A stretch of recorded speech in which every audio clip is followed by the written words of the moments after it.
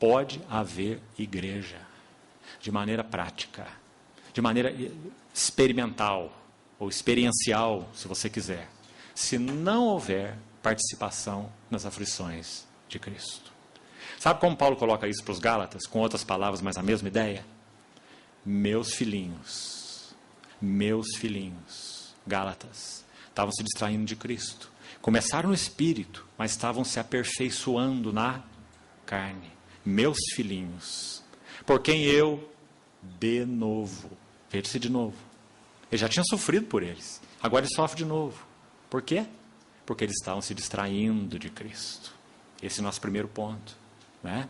Sofro de novo dores de parto, as aflições de Cristo. Dores de parto. Qual o propósito dessas dores de parto? Qual o propósito das aflições de Cristo? Na linguagem de Colossenses. Gálatas 4,19, que nós estamos citando. Como termina esse verso? Até que Cristo seja...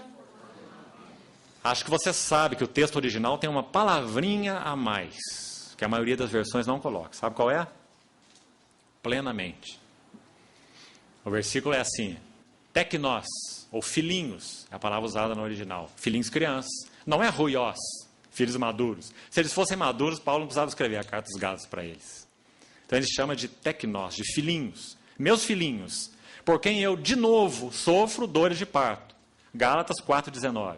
Até que Cristo seja plenamente, é a palavra que falta aí em muitas versões. Até que Cristo seja plenamente formado em vós. Essas são as aflições de Cristo. Então, irmão, reúna isso aqui, junto a essa primeira evidência que nós então estamos gastando essa reunião para enfatizar. Não nos distrairmos de Cristo significa, não apenas que nós vamos orar segundo Cristo, pelo Espírito. A oração está lá para nos ajudar tanto, como vimos. Também não significa apenas que nós estaremos absortos, focados pela contemplação da glória de Cristo, porque o nosso Cristo é o Cristo das riquezas insondáveis. Quanto mais bebemos, quanto mais nadamos, nós vemos que estamos na praia, porque Ele é o Cristo de riquezas insondáveis. Ó a profundidade da riqueza, tanto da sabedoria como do conhecimento de Deus. Nós fomos chamados para conhecer a Deus. Pobre de nós, não é? E por outro lado, que privilégio, né? Então, irmãos,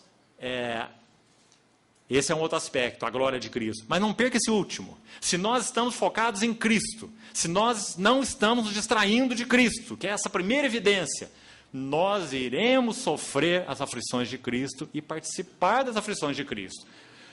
Que nós então falamos no início. Não se iguala a aflições nossas por motivos pessoais de tribulação ou de sofrimento ou de qualquer aflição. Não. A aflição de Cristo é algo muito específico e particular. O que é a aflição de Cristo? Se você ler o parágrafo do 24 ao 29, você vai encontrar a explicação. Não precisa ficar curioso e nem fazendo especulação. Leia a Bíblia só. Deixa ela te falar. Então o verso 28 vai te ajudar. Te mostrar qual é a aflição de Cristo. Sabe o que diz? Leia. Depois dele falar que Cristo em vós é a esperança da glória, e Paulo era um mestre bastante, para muitos, controverso. Sabe por quê? Eles diziam que é muito complicado ouvir Paulo e entender Paulo, porque Paulo faz o que os filósofos daquela época não gostavam não, nem um pouco. Digressão. Sabe o que é uma digressão? Digressão é alguém que vai seguindo um raciocínio. Aí ele entra numa vila, numa viela assim. Aí ele vai naquela viela, até... e às vezes ele volta, mas às vezes ele não volta. Ele fica perdido naquela vila, não é? Porque ele foi conduzido de uma outra maneira. Esse é Paulo. Às vezes ele entra num atalho e não sai do atalho, não é? Mas que atalhos maravilhosos. Atalhos inspirados. O Senhor o conduziu assim, não é? Então aqui, nesse texto, ele faz um atalho, mas ele volta nesse texto. Então ele entra no atalho no verso 25. Porque depois ele fala assim, olha, as aflições de Cristo eu preencho na minha carne, a favor, em função de o seu corpo, que é a igreja. Agora olha o atalho, é como se ele abrisse um parêntese. Ele quer falar um pouquinho dessa igreja, né? Ele saiu da linha de raciocínio dele, está dizendo assim, a igreja, da qual eu me tornei um servo, de acordo com a economia de Deus, que me foi confiada, para dar pleno cumprimento à palavra de Deus. Essa palavra de Deus é o mistério que estiver oculto do século. Você viu o tamanho da digressão? Ele abriu um parêntese. Agora, sabe onde ele fecha? No 27.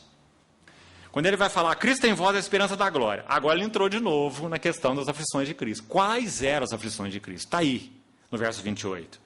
O qual nós anunciamos agora, advertindo a todo homem. Por isso que ele sofria. Advertindo todo homem. A palavra aqui é forte. No original, ela tem mais peso do que exortação. São duas palavras diferentes. A palavra admoestar ou a palavra advertir são idênticas no português. Traduzem a mesma palavra no original.